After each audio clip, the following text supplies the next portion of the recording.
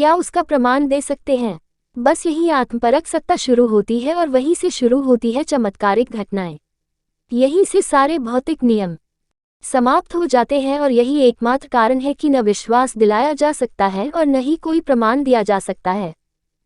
गुरुजी आगे बोले, मैं जानता हूं कि इस सत्य को वैज्ञानिक मत से सिद्ध नहीं किया जा सकता है और यह सत्य है।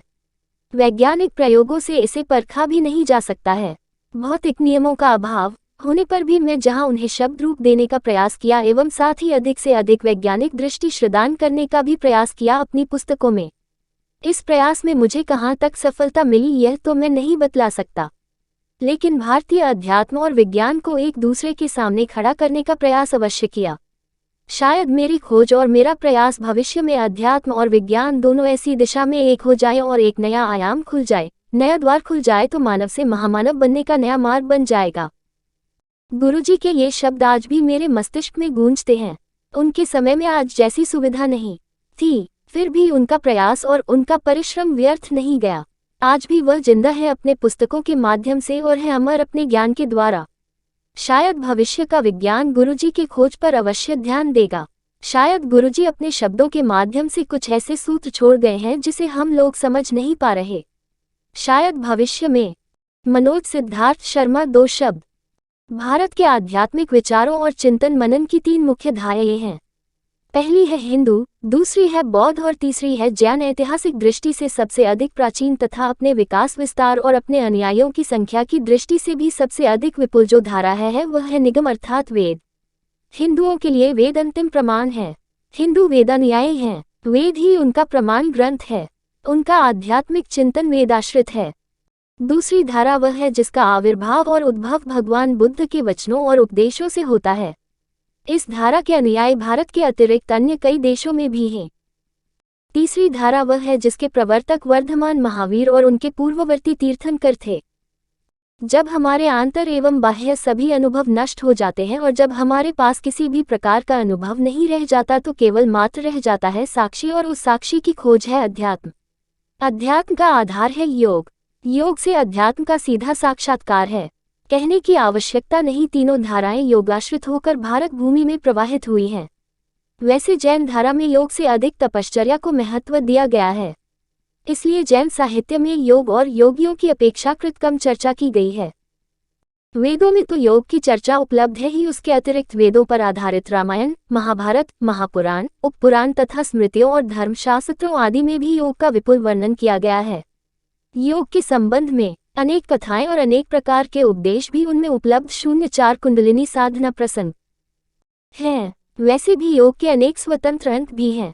बौद्ध ग्रंथ तो योग और योगियों के विषयों और उनकी चर्चाओं से भरे पड़े हैं। भगवान बुद्ध का संपूर्ण जीवन ही योग का ज्वलंत समर्थन है, लेकिन हमारे देश का साधक, विचारक समाज इन्हीं तीनों धाराओं को ही पकड़े नहीं रहा। कालांतर में कई ऐसी प्रबल उपधाराएं निकली जिनका प्रभाव और विस्तार किसी दूसरे देश या भारतीय संप्रदाय की मुख्य धारा से किसी भी दृष्टि से कम न था। इनमें इतिहास एवं प्रभाव और विस्तार की दृष्टि से प्रथम स्थान तंत्र का समझा जाता है। सहज दृष्टि से यदि देखा जाए तो तंत्र के मुख्यतः 2 भेद हैं, आगम और बौद्ध। तंत्र का जो रूप वैदिक आधार को लेकर प्रस्फुटित और विकसित हुआ उसको आगम की संज्ञा दी गई है। वेद को निगम और तंत्र को आगम कहा जाता है। वर्तमान अवस्था में तांत्रिक विचार पद्धति, साधना व उपासना पद्धति हिंदू धर्म में इतनी मिश्रित हो गई है कि जिसका विभाजन करना असंभव ही है। कभी किसी काल में तंत्र के कई भेद थे और उन भेदों के आधार पर कई संप्रदाय भी थे, किंतु वर्तमान में 2 ही रूप हैं, शैव और शाक्ता। कभी वैष्णव तंत्र भी बहुत प्रबल था, परंतु अब वह भागवत धर्म के रूप में वैदिक संप्रदाय का अविच्छिन्न अंग बन गया है। किंतु वैदिक और ताम्रिक मार्गों में बहुत बड़ा मौलिक अंतर यह है कि तंत्र का अनुयायी वेद को प्रमाण नहीं मानता। फिर भी तंत्र के कुछ महत्वपूर्ण अन्य ऐसे भी हैं जो तंत्र और वैदिक व्यवस्था को एक दूसरे के निकट लाने में सफल हुए हैं। तांत्रिक साधना अत्यंत गहरी है और तंत्र का साहित्य भी विशाल है। इस प्रसंग में यह कहना आवश्यक है कि तंत्र 2 भाग में विभक्त है। पहला भाग बाहरी पूजा और बाहरी क्रिया पद्धति से संबंध रखता है। गंदा, भभूत, झाड़ फूंक और भूत प्रेत बाधा निवारण व इसी प्रकार की अन्य तांत्रिक कार्य इसी भाग के अंतर्गत आते हैं। पंचमकार आदि भी इसी भाग में सम्मिलित है। जो दूसरा भाग है उसमें बाहरी पूजा, उपासना और क्रियाओं का कोई 2 शब्द 05 भी महत्व नहीं है। इसीलिए तंत्र ग्रंथों में प्रत्यक्ष और परोक्ष रूप से साधारण और समाधि भाषा में सीधे और प्रतीकों के माध्यम से योग की चर्चा बड़े गंभीर और विस्तार के साथ है। तंत्र साधकों में कई प्रसिद्ध योगी हुए हैं।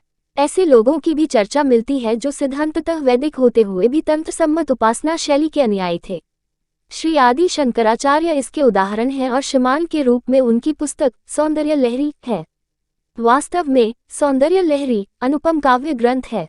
इसमें योग और तंत्र का अनूठा संगम है।